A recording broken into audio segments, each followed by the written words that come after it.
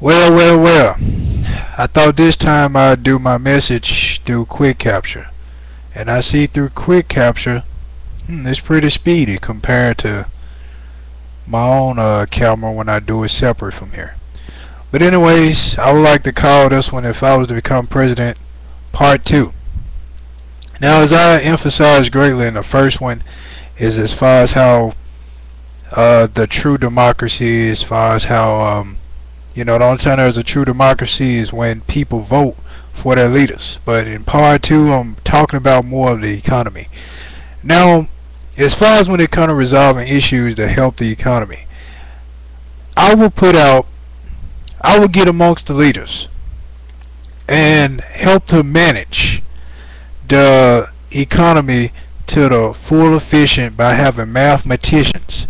I will get all the mathematicians all over this country and have them to join in as far as doing a budget amongst dividing up funds for different contributions that are needed to help keep supplies and resources in this world stable. Now, what a lot of the congressmen and the past presidents failed to realize is the people in this world. There are a lot of people in this world that have very valuable solutions.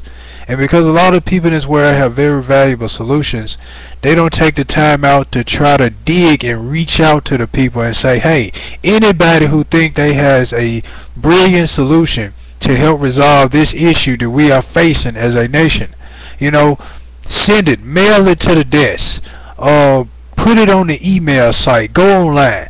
I will have everybody to participate because I know that we are a nation, that the issues that face us come towards all of us. It faces us as a people, as Americans. It don't just face us as it don't just face Capitol Hill. It faces everybody, and that's why I will have that. Now, as far as money wise, you say, hey, okay, every president get up there, it involves money.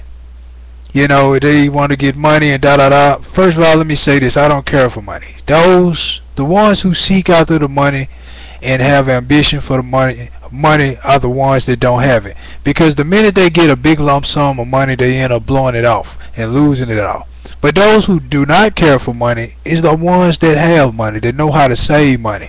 Because when it comes across them, they don't spend it rapidly and irresponsibly. But they are very frugal when it comes to spending money. Because they don't care for it, but at the same time they don't want to waste it. So since they don't care for it, that person who is frugal with spending money could get $1 million and not $1 million, get a nice house and a nice home and have a whole lot left, have several thousands left and don't touch the several thousand. Because they got out of that money what they want, and that person I'm describing is me. If I had $1 billion, I would get things I want out of it, and after I get the things I want and need, the rest of the money I would not touch. I would just leave it alone in the bank. But a lot of people have this mentality because we have all of this money there, have all of this money sitting there that I must spend it. I gotta spend it because it's there for me to spend. No, it's there for you to use in case of an emergency. It's there for you to use in case you low on some type of supplies or resources that you normally use day by day or weekly or monthly. That's what it's there for, not the fact because it's there and you have to spend it. Unnecessary spending. So if I was president, indeed I would veto a lot of unnecessary spending. A whole lot of it. When it comes to crazy funds that they asking to be contributed to that don't even need to be funded, I will immediately veto it. Now, as an African American, you may say, hey, come from the hood and it probably be a ghetto. As a lot of people look at it with Barack. But, Barack carries himself decent and a lot of citizens are curious as to an African American president. But, no, see, the thing is, the person that comes from poverty, the person that knows how it is to struggle, know what the struggle is all about are the ones who are not going to do anything foolish when coming in office.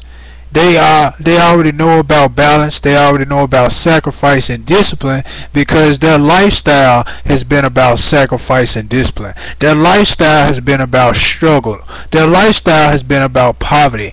Their lifestyle has been about making wise and quick decisions as far as to have good discernment, to know how to stay out of trouble, to know how to get around obstacles that are necessary to get around. So those who grew up in that position in life where they grew up struggling and in poverty, those are the bred leaders that are ready to lead, that are ready to lead whomever, because they already know about being down and out in the pits, in the dumps. They already know about how to overcome hard obstacles, how to deal with adversity, because they've been there all through their lives. So to be in a position where you know about the struggle, you know about having quick judgment when it comes to addressing issues that come out of the blue, you know about discernment, making wise decisions, especially if you live and believe in God. And that's why my campaign will be One Nation Under God, because as I sit and I watch the news and I look at the television, as I watch the news, same thing, and I look at a newspaper and I see all these tragedies continue to spread about, how all these different tragedies happening in schools, and ever since they took prayer out of schools, tragedies been steady happening. As I look in the eyes of those young teenagers, male and female, how they shake their head in disbelief, how they don't know what's going on. Why is this happening? Why is this happening at every school? Why is this happening in my school? Why is this chaos continuing to happen? And children today cannot go to school with a confident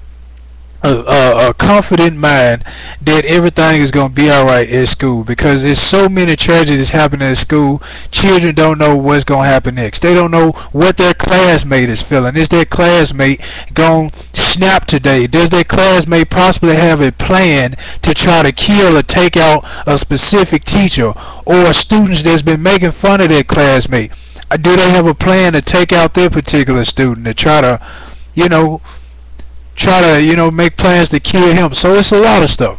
Like I said, when I was president, like I said, it would be a lot of scripture reading. I would put a lot of messages like this broadcasting on C-SPAN, and I would basically address the American people about themselves individually. Barack Obama seeks change in this country, but my campaign, my advice to Barack, as far as my campaign itself, the solution I give to that is, in order for there to be change in this country, people must first change themselves. If people change themselves, change their mentality, the way they think, change their perspectives on things in life, then there will be a true change. But as long as people do not change themselves, change their mentalities, change their personality, change the way they think, it will never be a change in this country, and America will continue to fall under self-destruction of people self-destructing themselves. Because a lot of people mind self-destructing. That's why America's self-destructing, because we have so many self-destructive minds. So many people with low self-esteem, not trying to make an effort, not trying to get out there and make something out of themselves, not trying to understand purpose in life, not trying to understand precepts nor concepts about overall principle of life itself, about discipline, about sacrifice, about some of everything. So if I was president of the United States, my campaign would be One Nation Under God, which we will be no longer one nation under sin, where it would be no more homosexual marriages allowed. If I was president, abortions would not be allowed. If I was president, how would you feel if your mom or dad told you, you know what, son or daughter, we once planned to kill you before you can live to see your age now? How would you feel to hear that? So abortions would be demolished as well. All these things that are detestable in God's eyesight, I would get rid of to the fullest and try to help cleanse this country and restore America to back the way it should be.